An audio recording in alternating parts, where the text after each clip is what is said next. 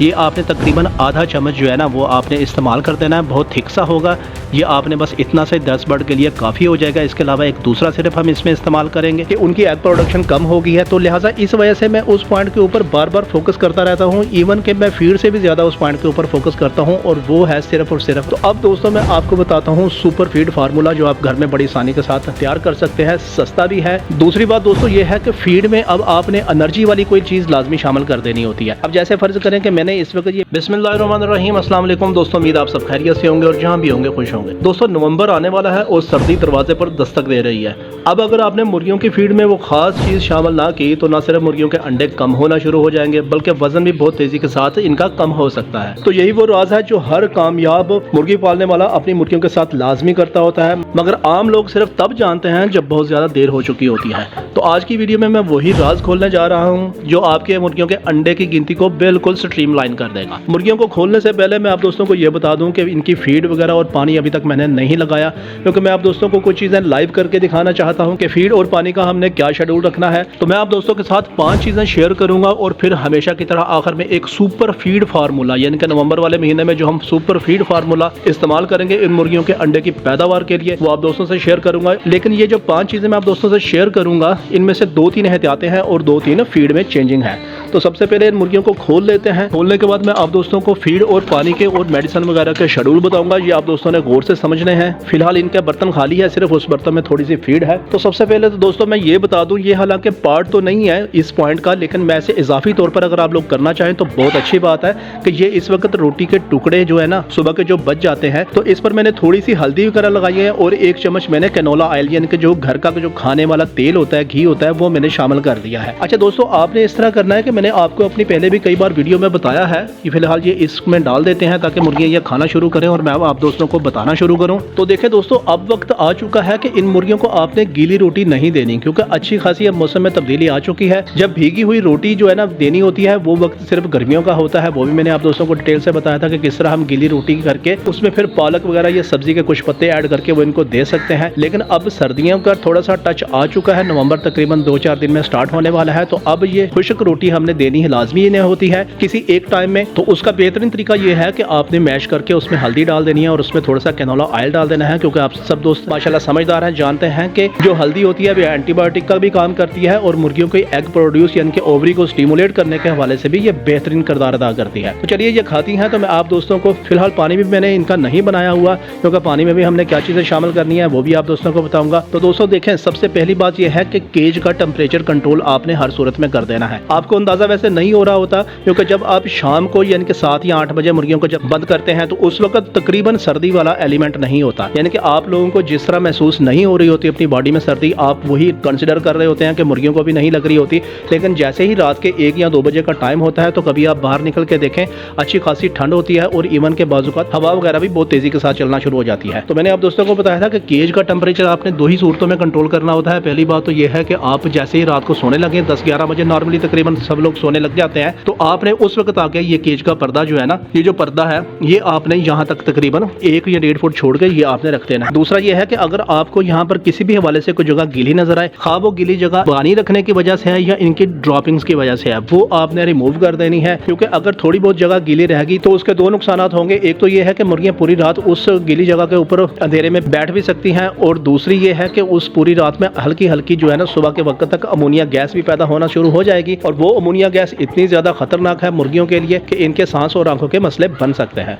तो एक तो आपने इस चीज का लाजमी ख्याल करना है कि टेम्परेचर जो है केज का वो आपने डिप्लोमेटिकली कंट्रोल करना है। ऐसा नहीं करना कि आपने बिल्कुल शाम के वक्त ही पर्दा कर देना, जब आप सोने लगे रात को 10-11 बजे उस वक्त आपने पर्दा करना है, क्योंकि नॉर्मली ठंड उसी वक्त स्टार्ट होती है। दूसरी बात दोस्तों ये है कि फीड में अब आपने एनर्जी वाली कोई चीज लाजमी शामिल कर देनी होती है। अब जैसे फर्ज करें कि मैंने इस वक्त ये फीड वगैरह इनके लगाई हुई थी, चूंकि अंडे इनके स्टार्ट करने हैं तो थोड़ी सी 13 नंबर फीड, और फिर दूसरे टाइम में मैं इनको ऑर्गेनिक वगैरह दे रहा हूँ। तो इसमें एनर्जी जो है ना वो मैंने ये इस्तेमाल कर दी कि ये आपके सामने, बल्कि मैंने लाइव करके भी दिखाया कि ये मैंने रोटी के टुकड़े वो मैश कर लिए, इसके ऊपर मैंने हल्दी लगाई, इसके ऊपर मैंने थोड़ा सा ऑयल वगैरह लगाया, कैनोला ऑयल, तो ये एक एनर्जी बूस्टर के तौर पे काम करेगी इस वक्त इनका। तो ये आपने कोई ना कोई इजाफी चीज़ इनकी फीड में, जो भी फीड आप इनको दे रहे हैं, खा कमर्शियल दे रहे हैं या ऑर्गेनिक दे रहे हैं, तो आपने एक एडिशनल चीज़ इसमें, मैं वैसे यही इस्तेमाल करता हूँ, आप भी कोशिश करते, क्योंकि ये फ्री में पड़ जाती है, तो यही वाली आपने एनर्जी बूस्टर आपने लाजमी शामिल करना होता है इनकी फीड वगैरह में। तीसरी तीसरी बात दोस्तों ये है कि जो पानी है, पानी का अब आप लोग बिल्कुल अलर्ट हो जाएं। इस वक्त मुर्गियां चूंकि आप देख रहे हैं कि प्यासी है, लेकिन पानी मैंने इस वजह से नहीं इनका बनाया क्योंकि मैं आप दोस्तों के सामने बना के दिखाना चाहता हूं कि एक तो ये मैंने तकरीबन आधा लीटर इसमें नीम गर्म पानी जो है ना इस वक्त ओवन में हल्का सा गर्म करके वो मैंने भर लिया है, क्योंकि सुबह का वक्त है, पूरी रात मुर्गियों का जिस्म गर्म होता है, तो सुबह हम यकदम ये रिस्क नहीं ले सकते कि हम इनको ठंडा पानी जो है ना वो ऑफर करें। तो या तो आपने मोटर चला नीम गर्म पानी शामिल करना है या आपने हल्का सा ओवन के ऊपर गर्म कर लेना है। तो अब इस पानी में हमने क्या चीजें शामिल करनी है वो भी मैं आप दोस्तों को लाइव दिखा देता हूँ। तो देखिए दोस्तों, हमेशा की तरह जो मेरा फेवरेट सिरप है वो वाइडालिन सिरप है, जो कि मल्टी विटामिन है। इसमें vitamin B1, B2, B6, B12, C हर चीज शामिल है। ये आपने तकरीबन आधा चम्मच जो है ना वो आपने इस्तेमाल कर देना है। बहुत थिक सा होगा, ये आपने बस इतना से 10 बर्ड के लिए काफी हो जाएगा। इसके अलावा एक दूसरा सिरप हम इसमें इस्तेमाल करेंगे। तो सिरप इस्तेमाल करने से पहले आप दोस्तों ने अच्छी तरह हिला लेने होते हैं। ये फिर हमेशा की तरह मेरा favourite syrup calcium P syrup, calcium का बेहतरीन सोर्स होता है, क्योंकि मैंने आप दोस्तों को बताया कि जब मुर्गी ने अंडा प्रोड्यूस करना होगा ये भी तकरीबन आधा चम्मच आपने इसमें डाल देना है। ये भी थिक सा ही होगा। तो जब मुर्गी ने एग प्रोड्यूस करना होता है तो एग का जो ऊपर वाली कोटिंग है, यानी कि जो एग शेल है, वो बेसिकली कैल्शियम का ही होता है। तो मुर्गी के अंदर का जो पूरा कैल्शियम है वो बेसिकली अंडे के छिलके के ऊपर आ रहा होता है।